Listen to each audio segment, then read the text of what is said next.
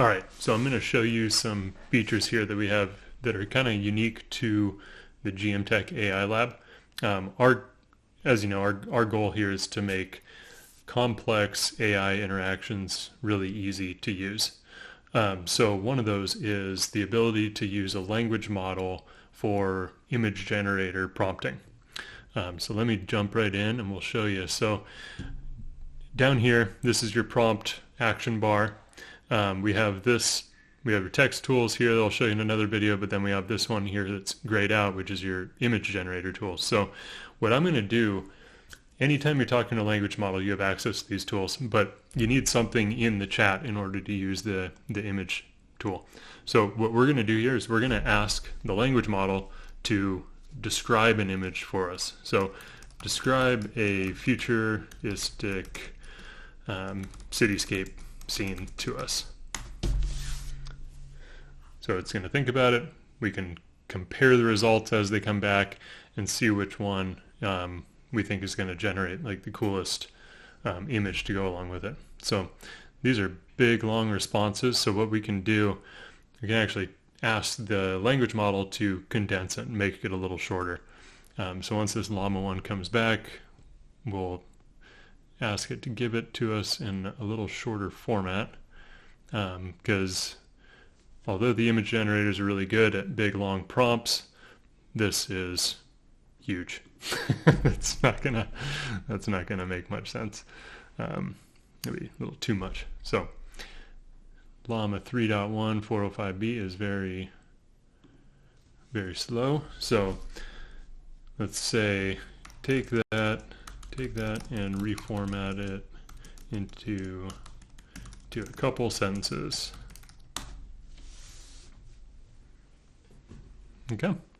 So now, let's see, imagine a vast metropolis where towering organic skyscrapers of shimmering glass and metal pierce the clouds while flying vehicles and transport pods weave between them.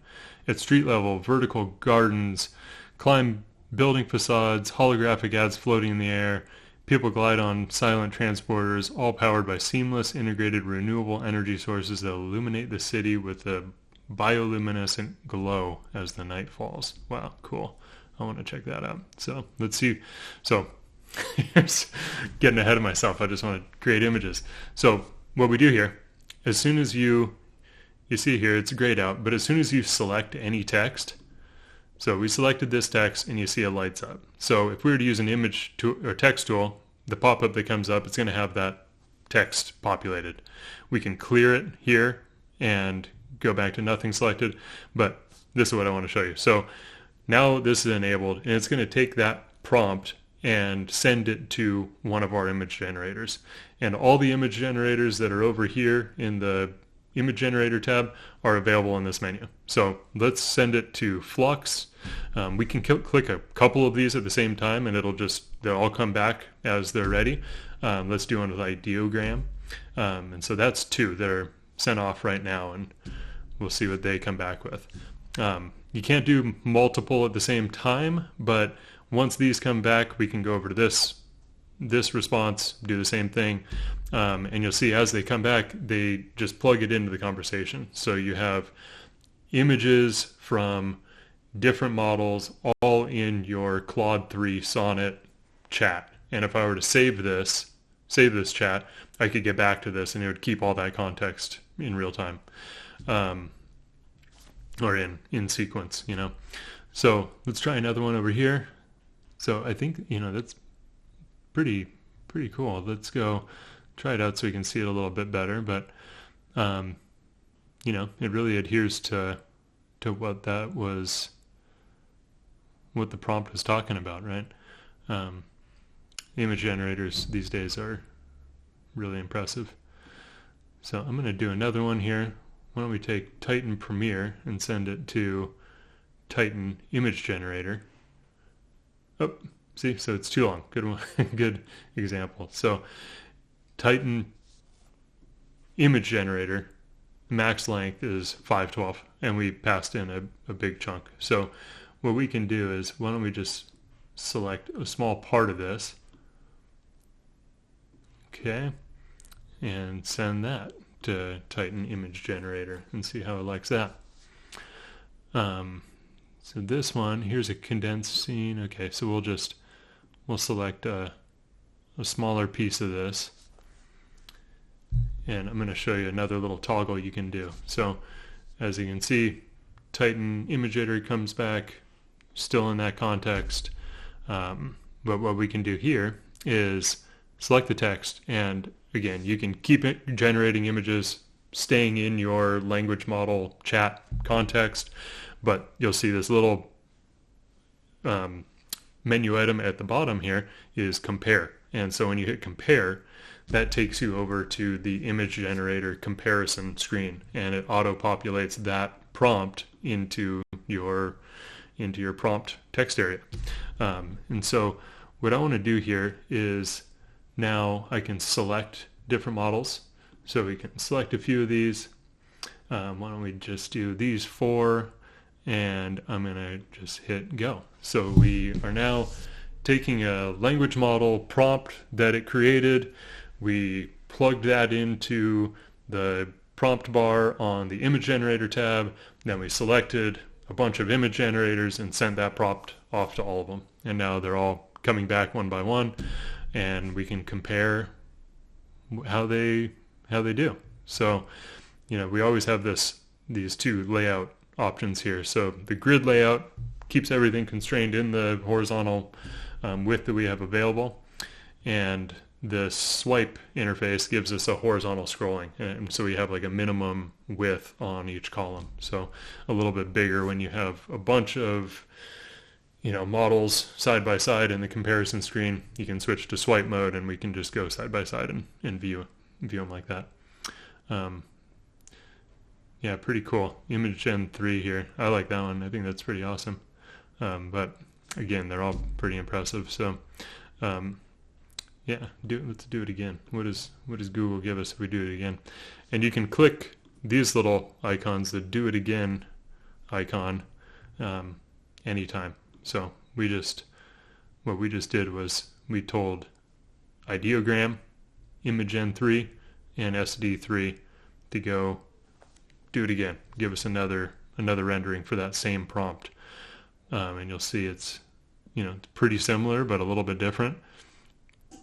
That's what's so fun on applications like Midjourney, where you can just go do it again, and keep seeing different results. So you see it's pretty similar but a little different, and that's always kind of a fun way to use these things. So that's how that works. A lot of functionality that comes with this in terms of you can there's a cool one where you can actually ask a language model to give you 5 variations of the same scene, and then create each one of those variations one by one and keep the context. So we can actually try that real quick. Why don't we do it? I'm going to take off that Titan Premiere, and I'm going to swap out Llama 370B.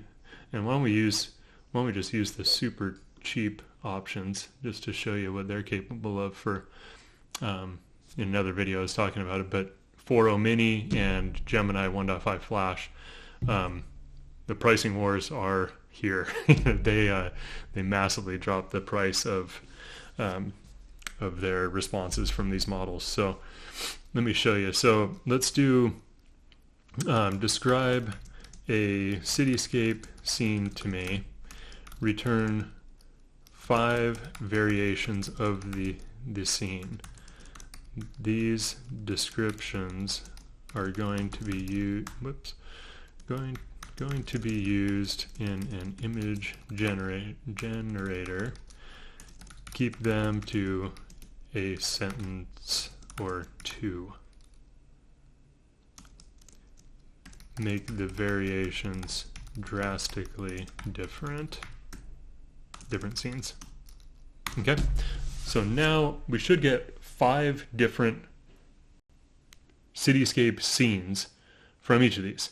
And so you'll see I really like how Gemini returns their markup where it renders nicely. But each one of these, they're giving us 5 different scenes to to render. There's also some cool tutorials about how you can take language models and have them return this kind of data into like a tabular format, so a table that has, the style, the coloring, the camera angle, so you can get really sophisticated with this, and feeding that into an image generator, then just really cool stuff that you can do. So once Llama 3 comes back, let's generate a couple of these and just show how cool it is that that language model can describe variations so quickly, and you can pivot off of them and see which one that you like. So Llama 3 had an error, it looks like. Womp womp. That happens. That happens. But rest assured, if that does happen, we're not actually charging you for it. So if it happens to lock up the UI or something, you can always reload the page. But we try to handle those errors gracefully. But all of this technology is pretty new and sometimes has some hiccups. So while this is generating, I'll show you one thing here though. So, we surface the response time and cost and the whole conversation cost. So conversation cost is the tally of every response in a chat. So you have an idea of, the last, so here, this is a good example. So the first response cost us 0.0002 fraction of a cent. Now this one added on the price of the, half a cent for, 5 cents for the one flux response. So a flux image costs, $0.055. So it's 5 cents. And that added on the original response cost from Gemini Flash. But what I'll show you here that's interesting. So these two responses, one from Claude 3.5 Sonnet, one from GPT-4o Mini, both pretty comparable, right? But when you look at the response cost, this is where it's pretty crazy. They both came back in about similar time, but the cost of GPT-4o Mini versus the cost of Sonnet is a big savings, right? If you're using these things at scale, Gemini 1.5 Flash as well, super cheap to use. So by comparing these all side by side for your use case, if you have a standardized prompt that you're using, you can quickly see how that really save you a lot of money in the long run, if you go with one of the GPT-4o Mini or Flash 1.5 Flash models that have just, the floor has just dropped out on the pricing for these things. So while we were talking, I just copied that one and generated another flux image here. So I'm gonna let's just keep them going, do a couple more. So this was the first one. I'm gonna go to swipe layout, but yeah, pretty cool. Okay, so towering chrome buildings pierce the smog-filled sky, neon signs blaze with unintelligible characters, and flying cars zip through the air, leaving trails of light. No flying cars, but the rest of it, you got it pretty good. And then that one's pretty cool. Pretty realistic, huh? So pastel-colored buildings line cobblestone streets. Their windows glow warm orange as the sun sets behind a picturesque church steeple. That one's right on. Not super complex, but still a very nice looking rendering. And then crumbling skyscrapers reach towards a gray sky, their windows shattered and empty. Graffiti covers the remaining walls, a testament to a lost civilization. Wow. So, as you can see, one prompt to the language model gave us all these kind of cool options to go off of for a unique, futuristic, or just a cityscape. I didn't ask for a futuristic one, but 5 different cityscapes, and all rendered by Flux. Kind of gives us a fun way to get the language model creating variations and helping us, in our creative process here. So that's how the image tool LLM, using an LLM for image prompting works. Hope you enjoyed it. See you soon.